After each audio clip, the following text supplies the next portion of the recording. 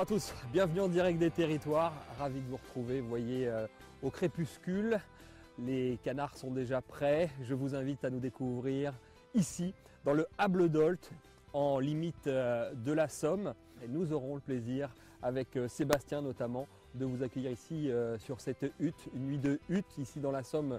C'est une institution, c'est un art de vivre finalement. Je vous propose de partager avec nous tous ces moments de chasse qui font ici la tradition de la chasse dans la baie de Somme. La chasse dans le département de la Somme, ça représente énormément de monde, plus de 27 000 chasseurs, des gens qui vivent le jour et la nuit pour la chasse. Ça représente aussi une activité plus qu'un loisir en fait. Ces gens-là ne pensent et ne vivent que pour ça en fait. Quand on voit ces gens qui vivent encore entre guillemets à l'ancienne manière, et il y a un petit peu un choc entre ces personnes qui arrivent de la ville, on va dire, qui arrivent du monde citadin et qui redécouvrent leurs sources avec nous qui vivons dans un peu cette manière ancienne, quoi.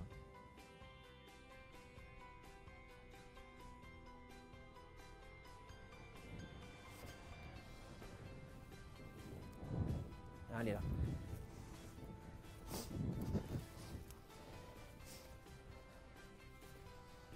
Petite femelle.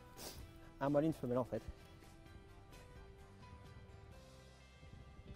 T'as même pas attendu qu'on arrive pour pouvoir déjà tirer. Ouais, désolé, ouais.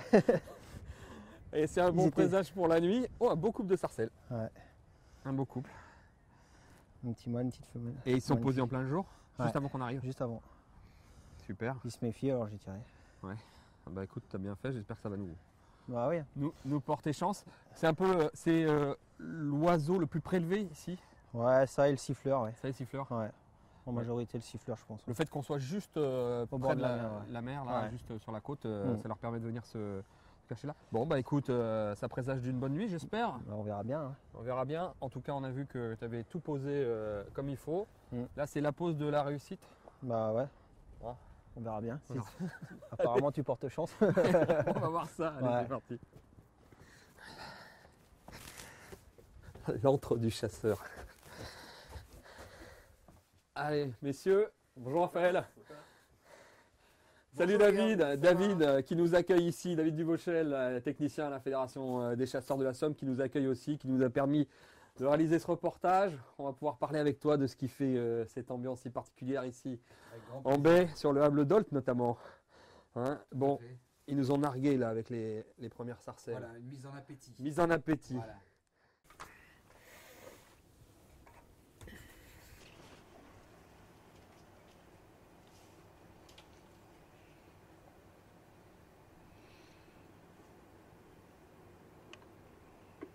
Sébastien, je disais en commençant l'émission tout à l'heure qu'ici c'est plus qu'un art de vivre finalement, la chasse.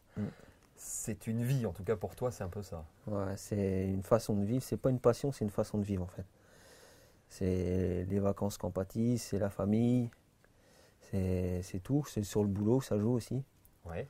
Selon les orientations du vent, tout ça, on se met plus ou Tu moins arrives en vacances ou En RTT, en congé, Ouais, tout voilà, ce qu'on peut ouais. pour pouvoir aller à la chasse. Ouais. Tu vis autour de cette Autour hutte de ça. ici, dans le Hable. Ouais. Bah, moi, je suis né là, au-dessus, là, à 200 mètres d'ici, donc C'est ton jardin. c'est mon jardin, quoi. Posez, les gars. Guillaume, posez. C'est posé. Oui. Guillaume. Ouais, c'est posé. Passe-moi le fusil. C'est quoi Sarcelle. C'est de sarcelle. Où ça? Attends, David. Il est où? Ils sont devant. Juste. Oh, attends. Ah, renvolé. Où est-ce que c'est?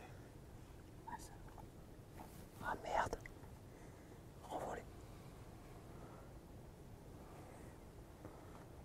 Ouais, c'est renvolé. Ah, ouais, c'est reparti. Ah, il faut aller vite. Après, lui, il m'a mis là-dedans, dans la chasse, dans la pêche. Et lui, en fait, il m'a pas mis dedans parce qu'en fait, il voulait jamais de moi.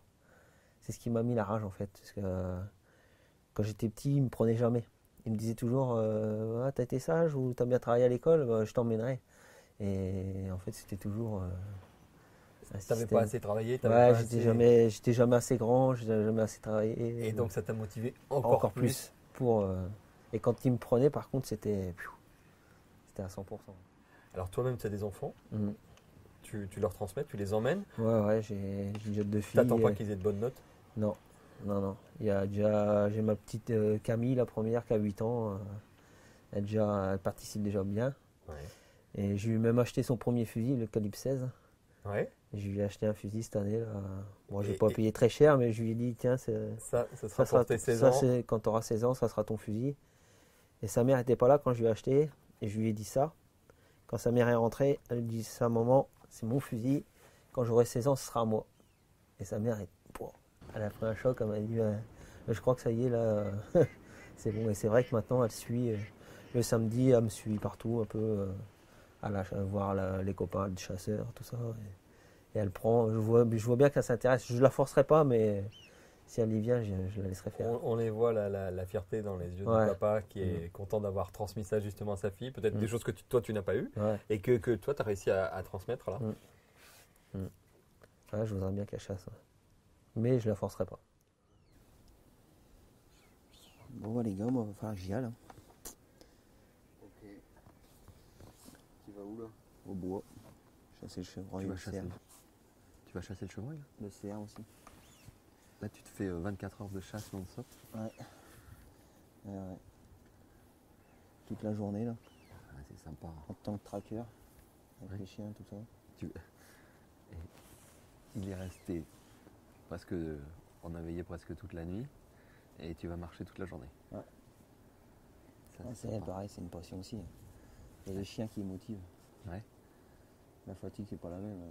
Tu suis tes chiens, Par contre ce soir tu vas rentrer, tu vas dire. Ah ouais.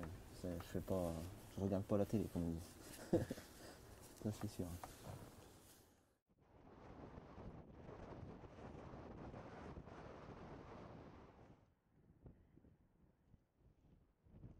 Pour bien situer les choses, ici il y a la chasse. La chasse n'est pas un loisir, on l'a dit, c'est un art de vivre, c'est-à-dire que ça passe en priorité. Voilà. Notre vie est basée et axée, le monde du travail, on arrive au boulot, de quoi on parle? De la chasse. Le midi, on fait la pause, on est au téléphone, tiens, il y a peut-être eu des prélèvements de faits, il y a quelqu'un qui a vu quelques oiseaux. Tiens, il est arrivé des courlis. Tiens, alors à quelle heure allait la mer? Est-ce que je vais pouvoir décrocher avant d'aller au boulot? Ah non, ça va pas aller, mais peut-être que le pote, lui, il fait pas les mêmes horaires, il va pouvoir lui dételer et voilà. Donc on essaye, voilà, c'est la chasse et le reste, je dirais, n'est que pas superficiel, mais c'est pas loin, quoi. Hein, on est vraiment dans cette atmosphère-là. Peu de gens nous comprennent. On est un peu des martiens pour ces gens-là, mais c'est notre mode de vie, quoi, en fait.